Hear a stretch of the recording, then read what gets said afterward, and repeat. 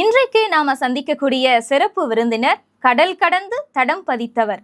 எங்கள் வாழ்வும் எங்கள் வளமும் மங்காத தமிழ் என்று சங்கே முழங்கு என்று முழங்கிய புரட்சிக்கவி பாரதிதாசன் பிறந்த புதுச்சேரியின் காரைக்கால் பகுதியில் அம்பகரத்தூர் என்ற சிற்றூரிலே பிறந்து சிங்கப்பூருக்கு தன்னுடைய இளம் வயதிலேயே சென்று கல்வி படிப்பை முடித்து தன்னுடைய கடும் உழைப்பினால் தொழில் முனைவோராகவும் சமூக செயல்பாட்டாளராகவும் பல்வேறு அமைப்புகளின் ஆலோசகராகவும் இயங்கிக் கொண்டிருக்கக்கூடிய புதிய நிலா மு ஜஹாங்கீர் அவர்களை சந்திக்க உள்ளோம்.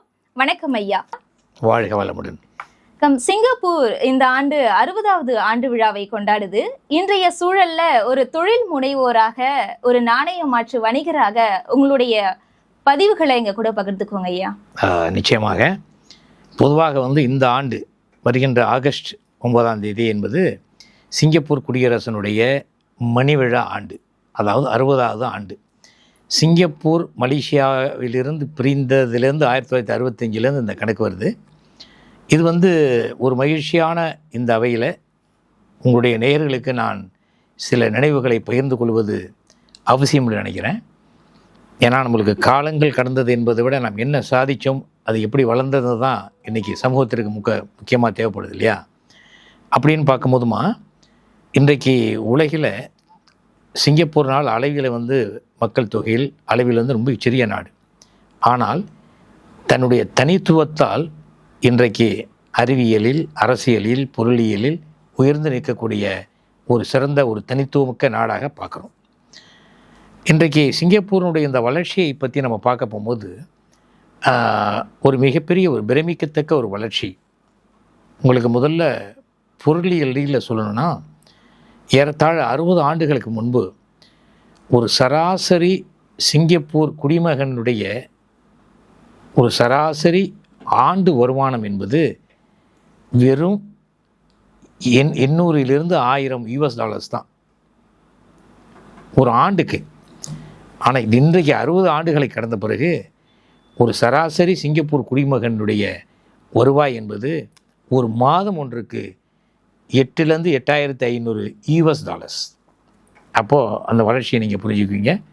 சிங்கப்பூரில் அடிப்படை சுகாதாரம், ஊழலற்ற நிர்வாகம், திறமைக்கேற்ற ஊதியம், எல்லோருக்கும் சமமான சமூக நீதி கோட்பாடு, இதுதான் இன்றைக்கி இந்த சிங்கப்பூரை இந்த அளவுக்கு ஒரு சிறந்த நாடாக, ஒரு உயர்ந்த நாடாக கொண்டு செல்கிறது மறக்கக்கூடியது. அதே நேரத்தில் நன்றி மறப்பது நன்று என்று சொல்வார்கள். இந்த நேரத்தில் நாம் அவசியம் சிங்கப்பூர் தேசத்தினுடைய இந்த உலக தலைவர்களில் ஒரு உன்னதமான ஒரு தலைவராகவும் சிங்கப்பூரினுடைய சிற்பியாகவும் திகழ்ந்த முதல் பிரதமர் ஐயா லீ குவான் யூ அவர்களை நாம் நினைவு கூறுவது அது காலத்திற்கு நாம் செய்யக்கூடிய ஒரு நன்றி கடன் ஆகும். ஐயா அவர்கள், லீ குவான் யூ அவர்களை பற்றி அதிகாரிகளே கிடையாது. அவருடைய வரையறுத்த அந்த அந்த அரசியல் கோட்பாடுகள் இன்று அளவும் அது தொடர்ந்துக்கிட்டு இருக்குங்கிறது தான் ஒரு மகிழ்ச்சி. ஐயா அவர்கள் ஏறத்தாழ ஒரு பல ஆண்டுகள் பிரதமராக இருந்தார் திரு லீ குவான் யூ அவர்கள். அவருக்கு பிறகு திரு கோச்சோக்டோங் அவர்கள் பிரதமராகவும், அதுக்கு பிறகு ஐயா லீ குவான் யூ அவருடைய மகனார் திரு லீ ஷியாங் லூங் அவர்கள் பிரதமராக இருந்திருக்கார். இப்போ அண்மையிலே அமைச்சரவையில் மிகச்சிறந்த பணியாற்றிய திருமிகு மாண்புமிகு லாரன்ஸ் வாங் அவர்கள் இன்றைக்கி அண்மையிலே அவர் புதிய பிரதமராக வந்திருக்கார். இந்த பிரதமர்கள் ஆட்சிகள் வந்தாலும் கூட அந்த கட்டமைப்பை தான் நம்ம முக்கியமாக பார்க்கணுங்க. அதாவது இன்னும் உங்களுக்கு சுருக்கமாக சொல்ல வேண்டும் என்று சொன்னால், எப்படி அரசியலில் இந்த நாடு இவ்வளோ ஒரு தூய்மையாகவும் ஒரு வாய்மை மிக்க ஒரு சமூகத்தை வார்த்திருக்குன்னு சொன்னீங்கன்னா, வரக்கூடிய தேர்தலை மட்டுமே நினைக்கக்கூடியவர்கள் ஒரு சராசரி அரசியல்வாதிகள், வரக்கூடிய அடுத்த தலைமுறையை சிந்திக்கக்கூடிய அரசியல் மேதைகள். அப்போ இந்த 2வது சொன்ன மாதிரி இதுதான் திரு ஐயா லீ குவான் யூவுடைய கோட்பாடு. அந்த வகையில் மிக சிறந்த ஒரு ஆட்சி இன்றைக்கு சிங்கப்பூரில் நடந்து கொண்டு இருக்கிறது. இது உங்களோடு பகிர்ந்து கொள்வதிலே நான் மிக்க மகிழ்ச்சி அடைகிறேன். ரொம்ப மகிழ்ச்சிங்க ஐயா. சிங்கப்பூருடைய ஆட்சி பற்றி ரொம்ப அழகாக அருமையாக சொன்னீங்க. இப்போ புலம்பெயர்ந்த தமிழர்களுக்காக தமிழ்நாடு அரசு நிறைய திட்டங்கள் உருவாக்கி இருக்காங்க. அந்த திட்டங்கள் பற்றியும் அதனுடைய செயல்பாடுகள் பற்றியும் சொல்லுங்க ஐயா. சொல்லலாம். நல்ல கேள்வி. பொதுவாக இன்றைக்கு சமகால இந்திய அரசினுடைய நம்பிக்கை நட்சத்திரமாக திகழ்ந்து கொண்டிருக்கக்கூடிய நம்முடைய மாண்புமிகு முதல்வர் மு.க. ஸ்டாலின் அவர்கள் தலைமையிலான திராவிட மாடல் அரசு சமூக நீதி, மதச்சார்பின்மை, பொதுவுடைமை, இப்படி பல்வேறு கருத்தியலை உள்ளடக்கி புதிய பாதையில் புதிய பயணத்தை புத்தாக்க சிந்தனையோடு பயணிப்பதை பார்த்து இந்திய தமிழர்கள் மட்டுமல்ல, உலக தமிழர்கள் இன்றைக்கு மகிழ்ச்சி அடைகிறார்கள். பொதுவாக இந்த ஆட்சியை பற்றியும் முதல்வரை பற்றியும் நான் உங்களுக்கு சொல்ல வேண்டியதில்லை. ஏன்னா நான் வெளிநாட்டிலேருந்து வந்திருக்கேன். என்னுடைய பார்வை, என் போன்றவர்களுடைய பார்வை நான் பதிவு செய்வது என்பது தான் ஒரு முக்கியமாக அவசியமாக இருக்குன்னு நினைக்கிறேன். இப்போ அந்த வகையில் பார்க்கும் போதுமா இன்றைக்கு ஐயா முதல்வர்களுடைய இந்த ஆட்சியில் அயலக தமிழர்களுக்கென்று ஒரு தனி அமைச்சகம் அமைஞ்சிருக்கு.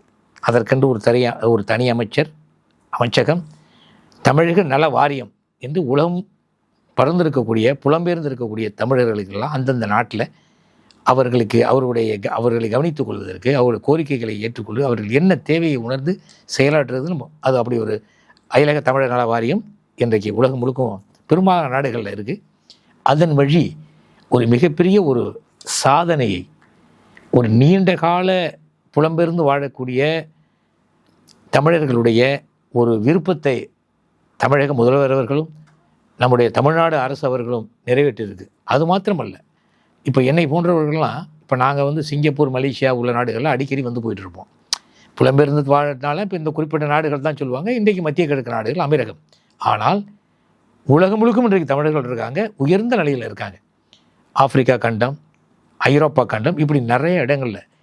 ஆனால் இவர்களெல்லாம் ஒன்று திரட்டணுங்கிற ஒரு பெரிய முயற்சியில் நம்முடைய மாண்புமிகு முதல்வர்கள் ஒவ்வொரு ஜனவரி 11ஆம் தேதி அயலக தமிழர் தினம் என்று 2 நாட்கள் அறிவித்து இருக்கக்கூடிய அனைத்து தமிழர்களுக்கும், அனைத்து தமிழ் அமைப்புகள், தமிழர்கள், ஆளுமைகள், இப்படி பலரையும் ஏறத்தாழ நான் நினைக்கிறேன் 50லேருந்து 55 நாடுகள் உள்ளவங்கெல்லாம் ஒவ்வொரு ஜனவரி 11 நம்ம தமிழ்நாட்டில் கூப்பிட்டு அவர்களை கண்டு அவர்களை பாராட்டி உற்சாகப்படுத்தக்கூடிய ஒரு அழகிய ஒரு வரலாற்று சிறப்புமிக்க ஒரு சாதனையை நம்முடைய தமிழக முதல்வர்கள் செய்திருக்கார்கள். இது போற்றத்தக்க ஒரு செயல். அது மாத்திரமல்ல, இந்த தருணத்தில் நான் சிங்கப்பூர்லேருந்து வந்தேங்கிறதுனால இன்னொரு கருத்தையும் நான் சொல்லணும். நம்முடைய தமிழக முதல்வர்கள் ஒரு 2 ஆண்டுகள் முன்பு சிங்கப்பூருக்கு வருகை அளித்தாங்க.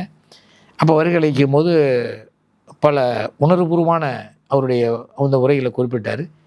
அதில் என்னை போன்றவர்களுக்கு என்றைக்குமே மனசில் நிற்கக்கூடிய ஒரு வாக்கியம் என்னவென்று சொன்னால், நான் சிங்கப்பூரையும் தமிழ்நாட்டையும் பிரித்து பார்ப்பதில்லை. நான் எப்பொழுதெல்லாம் சிங்கப்பூருக்கு வருகிறேனோ தமிழ்நாட்டிலே ஒரு பகுதியில் இருந்த உணர்வு தான் எனக்கு இருக்குது. இதற்கு முக்கியமான காரணம் சிங்கப்பூரில் உள்ள அரசாங்கமும் மக்களும். குறிப்பிட்டு சொல்ல வேண்டும் என்று சொன்னால், 4 ஆட்சி மொழிகள், 4 மொழிகளில் ஒரு மொழி இன்றைக்கு தமிழாக இருக்குது. அதே வேளையில் இதுதான் முக்கியமான செய்தி, இத்தகைய ஒரு நிலைக்கு காரணமாக இருந்த சிங்கப்பூருடைய சிற்பி ஐயா லீ குவான் யூ அவர்களுக்கு தமிழக அரசின் சார்பில் மன்னார்குடியில் ஒரு நினைவு மண்டபம் எழுப்பப்படும்ங்கிற ஒரு மிகப்பெரிய ஒரு நல்ல செய்தியை சொன்னார். அதற்கு சிங்கப்பூர் மக்களின் சார்பில், சிங்கப்பூர் தமிழர்களின் சார்பில் இந்த நேரத்தில் மாண்புமிகு முதல்வர்களுக்கும் தமிழ்நாடு அரசவர்களுக்கும் உணர்வுபூர்வமான உள்ளபூர்வமான நன்றியினை தெரிவித்துக் கொள்கிறேன்.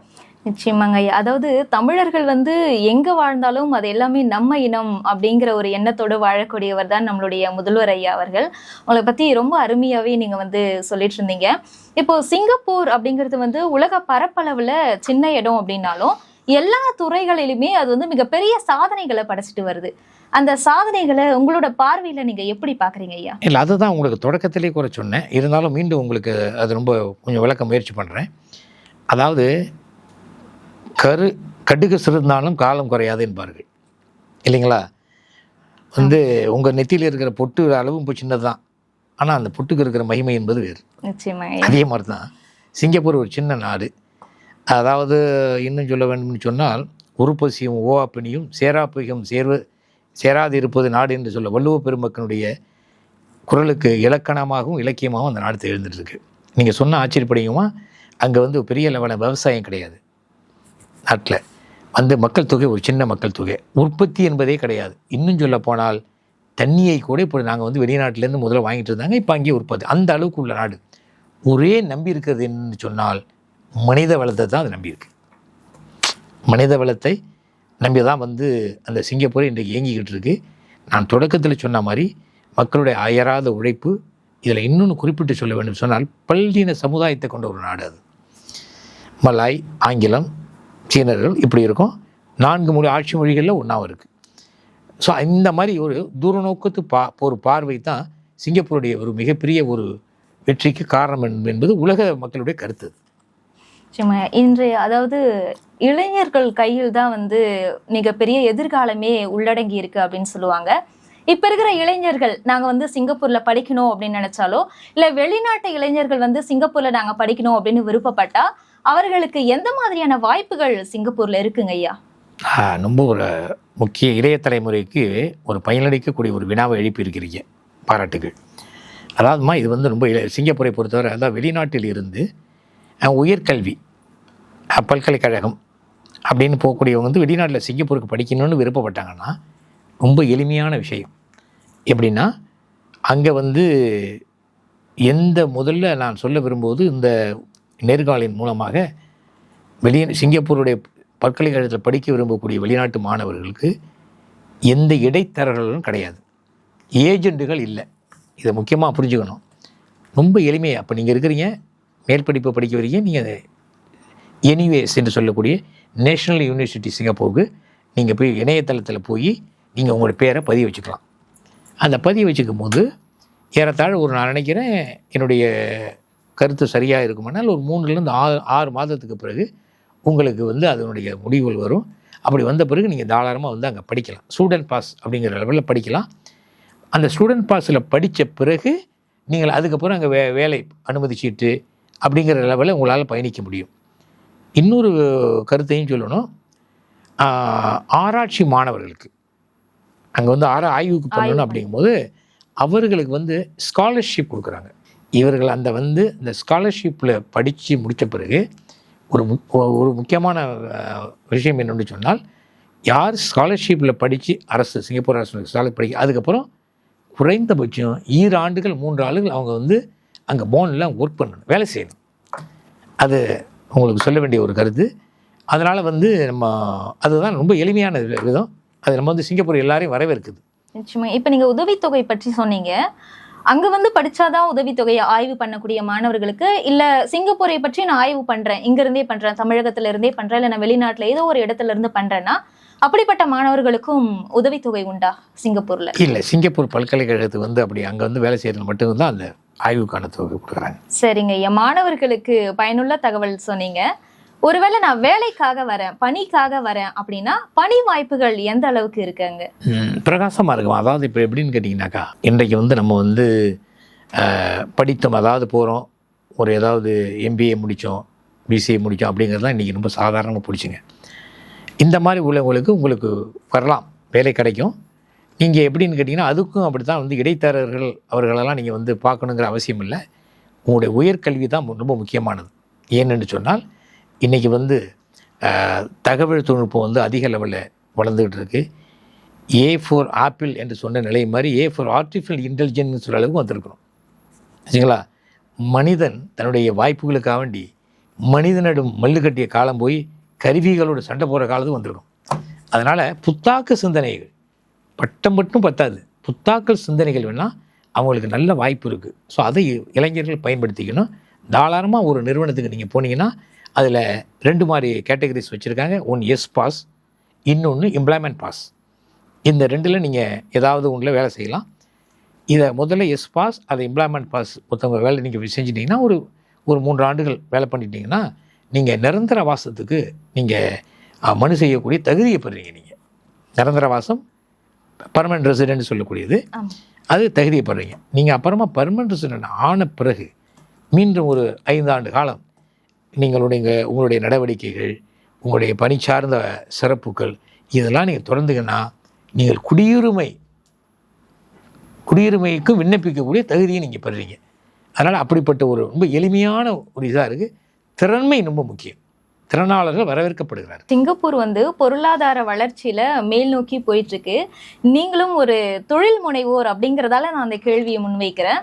நான் வந்து சிங்கப்பூரில் தொழில் முனைவோராக வரணும் அப்படின்னா எந்த மாதிரியான வழிகாட்டுதல் நீங்கள் கொடுப்பீங்க ஐயா? அதாவது இதை வந்து 2 விதமாக பிரிக்கலாம். இப்போ உதாரணத்துக்கு நீங்கள் வந்து ஒரு தொழில் அங்கே நிறுவ போகிறீங்க, இல்லை யாராவது ஒரு பங்குதாரர்களை கூட சேர்ந்து நீங்கள் செய்கிறது வாய்ப்பு இருக்குது. அதுக்கான உங்களுக்கு தனி பிஸ்னஸ் விசெல்லாம் உண்டு.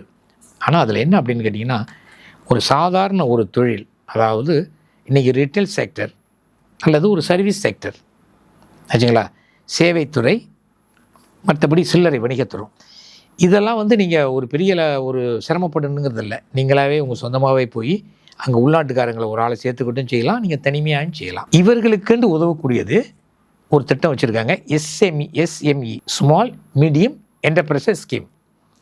இது அவங்க உங்களுக்கு கைட் பண்ணுவாங்க. அடுத்து நான் முதல்ல சொன்ன மாதிரி ஒரு ஒரு ஒரு நிலைக்கு அப்பாற்பட்ட ஒரு கார்பரேட் பிஸ்னஸோ அல்லது வந்து இன்னும் ஒரு புத்தாக்க சிந்தனையோடு உற்பத்தி திறன், இப்போ இந்த மாதிரி நீங்கள் வரப்போகும்போது இந்த மாதிரி வரக்கூடியவர்களுக்கு அங்கே வந்து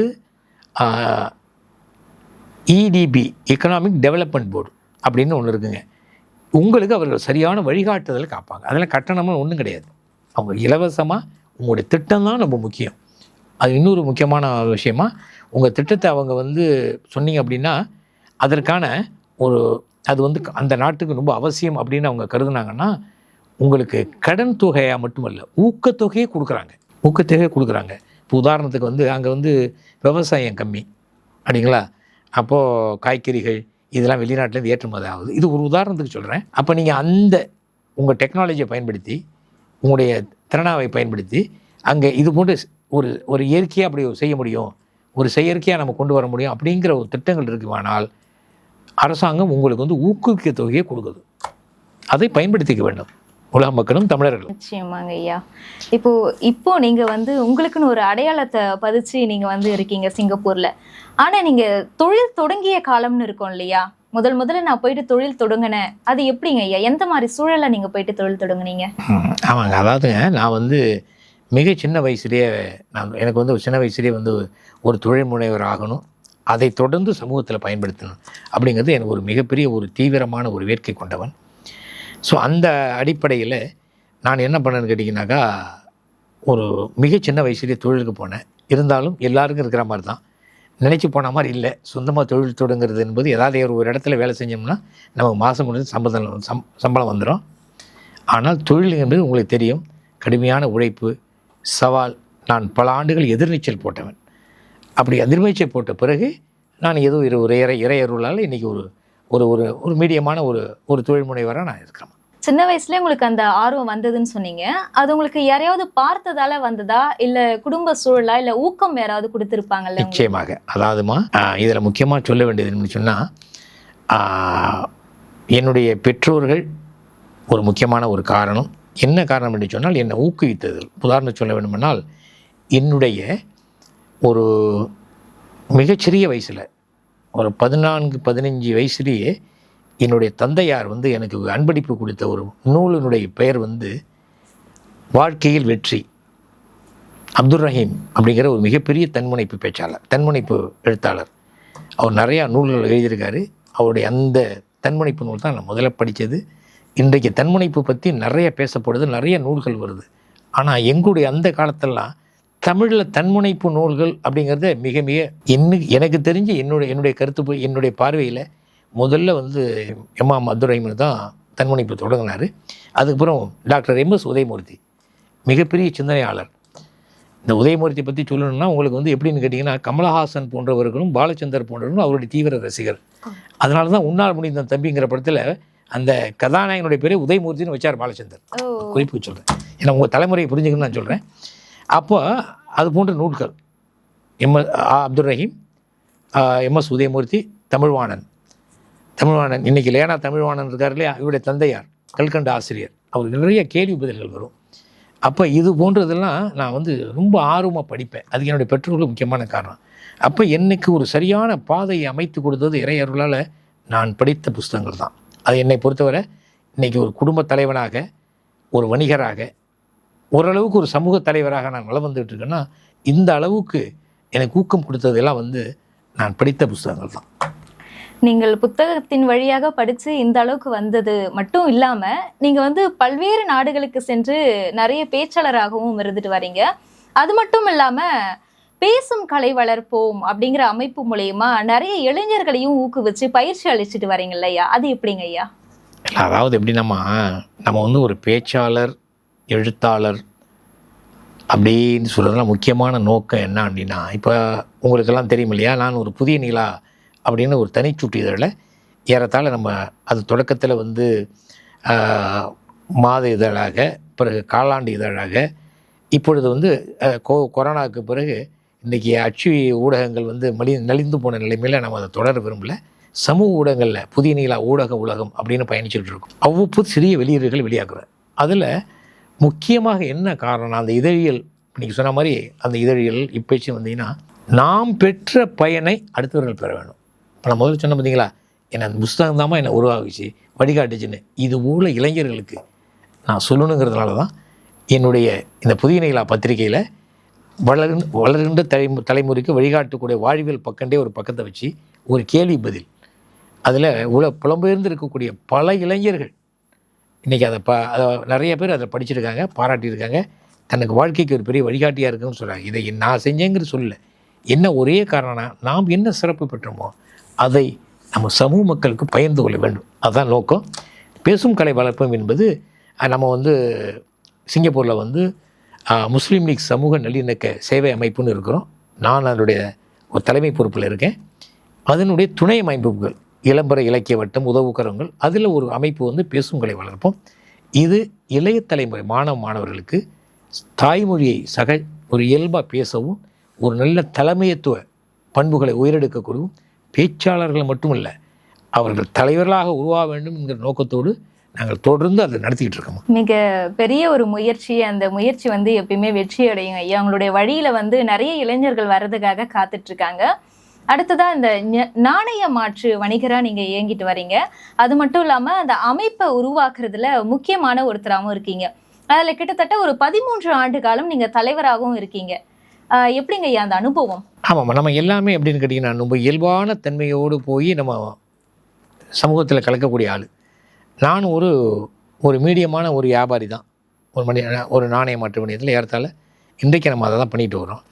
ஒரு வியாபாரி அப்படின்னு பார்க்க போகும்போது இன்றைக்கி வந்து சிங்கப்பூருடைய பொருளியலுக்கு பல வணிக சமூகங்கள் தங்களுடைய பங்களிப்பை கொடுத்துருக்கு. பல வணிக சமூகங்கள், அதாவது வந்து டெக்ஸ்டைல் இண்டஸ்ட்ரி, மேனுஃபேக்சரிங் இண்டஸ்ட்ரி, இப்படி சொல்லும் போது மணி சேஞ்சிங் இண்டஸ்ட்ரியும் சுற்றுப்பயணத்துறைக்கு மிகப்பெரிய ஒரு உதவியாக இருந்திருக்கு. இது வரலாற்று உண்மை.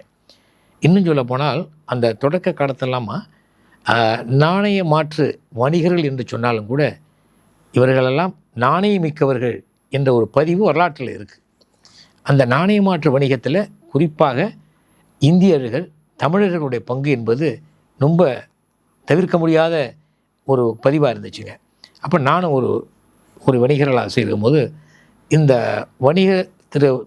அவர்கள் எதிர்நோக்கக்கூடிய அந்த பிரச்சனைகள், சவால்கள், இதை நாம் வந்து அரசின் கவனத்திற்கு கொண்டு போய் அதன் மூலம் உதவிகளை பெற வேண்டும் அப்படின்னு ஒரு சிந்தனை எனக்கு இருந்துச்சு.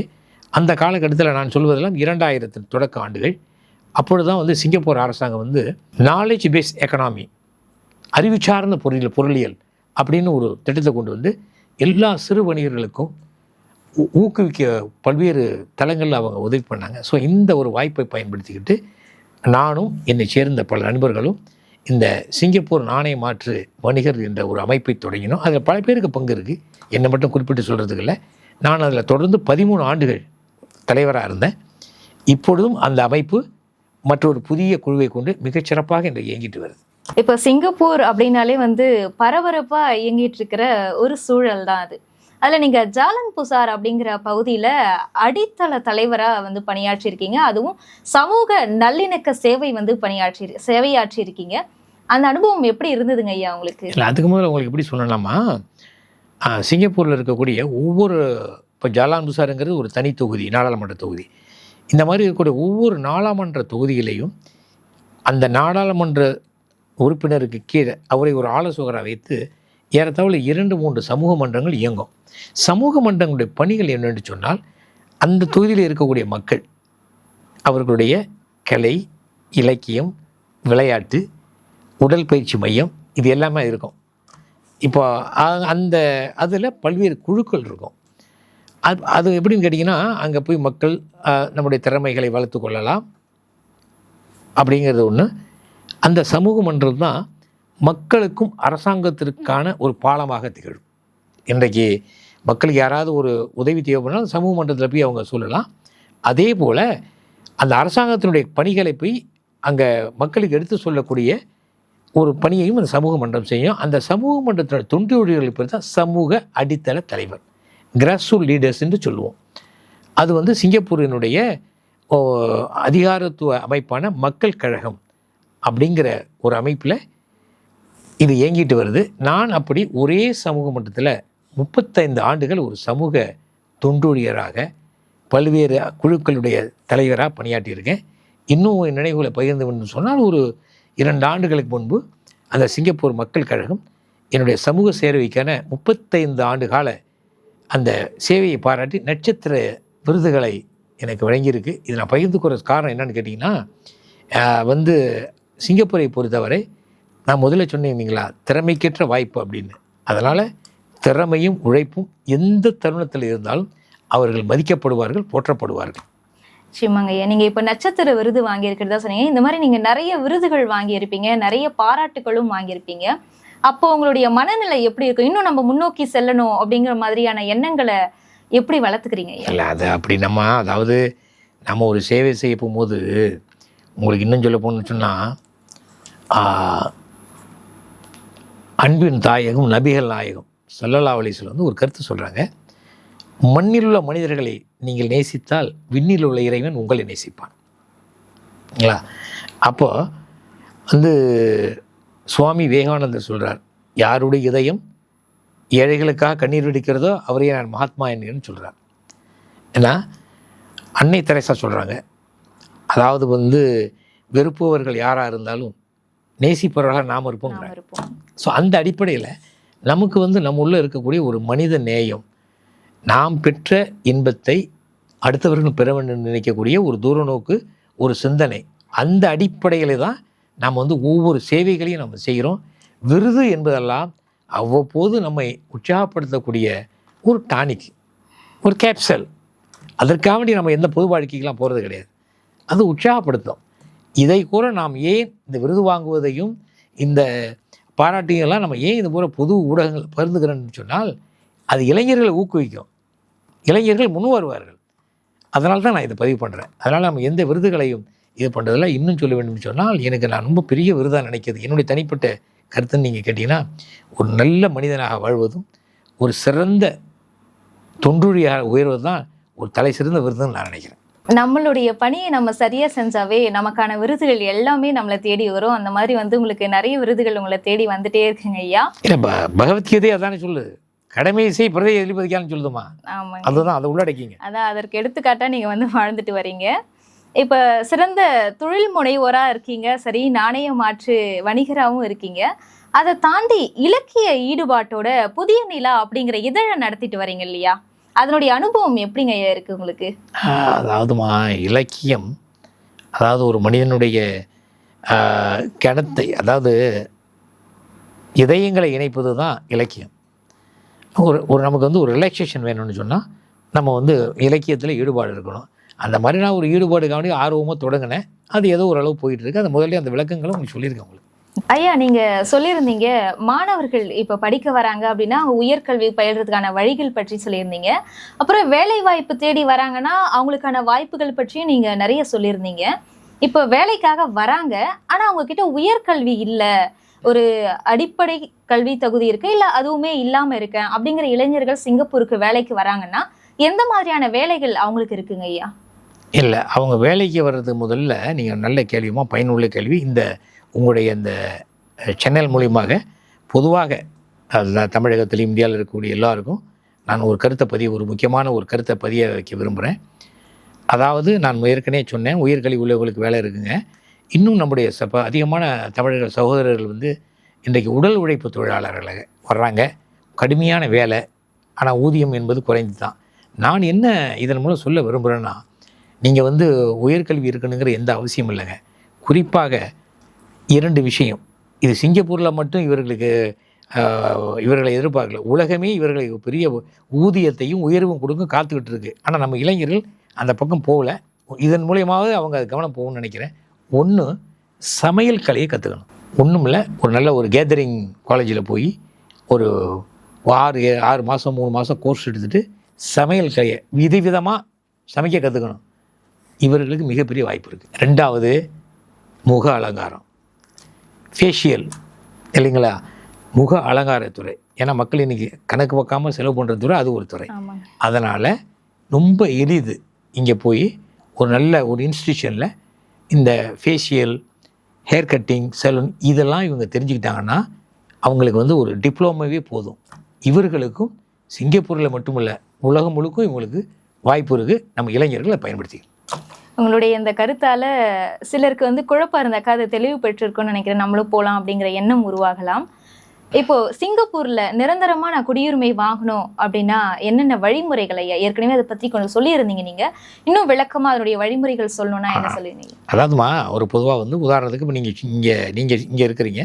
நீங்கள் முதல்ல அங்கே போய் வேலை செய்யணும்னா 2 விதமான அனுமதியில் தான் முடியும். ஒன்று எஸ் பாஸ், இன்னொன்று எம்ப்ளாய்மெண்ட் பாஸ். இதுதான் உங்களுக்கு தொடக்கம். இந்த வந்து எஸ் பாஸ்லேயோ எம்ப்ளாய்மெண்ட் பாஸ்லேயோ ஒரு ஏறத்தாழ ஒரு 3 அல்லது 4 ஆண்டுகள் ஏதோ ஒரு நிறுவனத்தில் நீங்கள் ஒரு சிறந்த ஒரு ஊழியராக, ஒரு நட்பண்புகள் மிக்கவராக, ஒரு நல்நடத்தை உள்ளவர்களாக நீங்கள் அந்த நடந்தீங்கன்னா நீங்கள் வந்து அடுத்தது வந்து நிரந்தர வாசம், பெர்மனன்ட் ரெசிடென்ஸ், அதுக்கு நீங்கள் எலிஜிபிலிட்டி ஆகுறீங்க. அப்ளிகேஷன் பண்ணுறது கிடைக்கலாங்கிறது வேறு, உங்களுக்கு பெர்மனன்ட் ரெசிடென்ட் கிடைக்கும். அப்படி அதுதான் அடுத்த லெவல். பெர்மனன்ட் ரெசிடென்ட் கிடைத்த பிறகு அதுக்கப்புறம் என்னன்னு பண்ணிக்கிட்டிங்கன்னா அதுலேருந்து ஒரு 5 ஆண்டுகள், அந்த 5 ஆண்டுகள் பெர்மனன்ட் நிரந்தர வாசம் முடித்த பிறகு குடியுரிமைக்கு நீங்கள் அப்ளிகேஷன் பண்ணி எலிஜிபிள் பண்ணுறீங்க. ஆனால் தயவு செஞ்சு நான் இதன் மூலயமா இன்னும் சொல்கிறேன், பல மாதிரி விளம்பரங்கள் வந்துக்கிட்டு இருக்குது. இவன் வந்து அதாவது சிங்கப்பூரில் வேலை வாய்ப்பாக இருந்தாலும் சரி தான், பெர்மனன்ட் ரெசிடெண்ட்டாக இருந்தாலும் சரி தான், இல்லை குடியுரிமை பெற்றுத்தரன்னு கூட இன்றைக்கி பல தனியார் நிறுவனங்கள் வந்து விளம்பரம் பண்ணிகிட்டு இருக்காங்க. தயவு செய்து அவசரப்பட்டு எங்கும் ஏமாந்து விடார்கள். முறைப்படி அதை சரி செய்து கொள்ளுங்கள். அப்படிலாம் எதுவுமே கிடையாது. நிச்சயமா உங்களுடைய வழிமுறைகளை நாங்கள் எல்லாருமே பின்பற்றோம். அதாவது வெளிநாடுகளுக்கு போகணும்னு நினைக்கிறவங்க, நம்ம எவ்வளோ வேலைகள் செய்தாலுமே இளைப்பாறுதல் அப்படிங்கிறது நமக்கு ரொம்ப முக்கியமான ஒன்று இல்லைங்களா? அப்படி நீங்கள் உங்களுடைய இளைப்பாறுதலுக்கு இந்த திரைப்படங்கள், அதன் இசை, இது சார்ந்த ஆர்வம் செலுத்துறீங்களா ஐயா? இல்லை, அதாவது நான் வந்துமா எனக்கு ஆர்வம் கொடுக்கக்கூடிய என்னன்னுங்கன்னா, முதல் விஷயம் வந்து நான் புத்தகங்கள் படிப்பது தான். அதுக்கப்புறம் என்ன பண்ணிட்டீங்கன்னா, ஒரு நல்ல தலைவர்களுடைய உரைகளை நான் வந்து இன்றைக்கி சமூக ஊடகத்தின் மூலமாக அது கேட்குறது. இந்த 2 தான் முன்னே. ஆனால் நான் அவ்வப்போது திரைப்படங்கள் பார்ப்பது உண்டு. நல்ல இசையை அதாவது இசை பாடல்களையும் நான் கேட்பது உண்டு. அதனால் நல்ல பழக்கம் தான் இருக்கேன்ட்டு. எந்த மாதிரியான படங்கள்லாம் பார்ப்பீங்கன்னு தெரிஞ்சுக்கலாமா? சினிமா என்பது ஒரு அற்புதமான துறை. எந்த ஒரு கருத்துக்களையும் மின்னலை விட மக்களிடத்தில் கொண்டு சொல்லக்கூடியது என்பது ஒரு அதிகமான ஒரு கலை என்பது சினிமா உலகம். ஐயா, உங்களுடைய பல்வேறு பணிகளுக்கு இடையில எங்களுடைய நிகழ்ச்சிக்கு வந்து நீங்கள் இவ்வளோ நேரம் பேசி நிறைய பயனுள்ள தகவல்களை எங்களுக்காக வழங்கினீங்க ஐயா. அதுக்காக ரொம்ப நன்றிங்க ஐயா. இந்த வாய்ப்பை நல்கிய உங்களுடைய யூடியூப் சேனலுக்கு நானும் என்னுடைய நன்றி சொல்லிக்கிறேன். இறுதியாக ஒரு முடிவுரையாக ஒரு முத்தாப்பா ஒரு செய்தியை சொல்லி நிறைவு பெறுவது நல்லதுன்னு நினைக்கிறேன். நிச்சயமாங்க ஐயா. காற்றை சுவாசித்தால் உயிர் வாழலாம், நம்பிக்கையை சுவாசித்தால் உயர்ந்து வாழலாம். காற்று உயிர் தரும், நம்பிக்கை உயர்வு தரும். அதை இந்த இளைய சமுதாய மக்களிடத்தில் நான் பகிர்ந்து கொண்டு இந்த வாய்ப்புக்கு நன்றி பாராட்டி விடைபெறுகிறேன். நன்றி. நன்றிங்க ஐயா.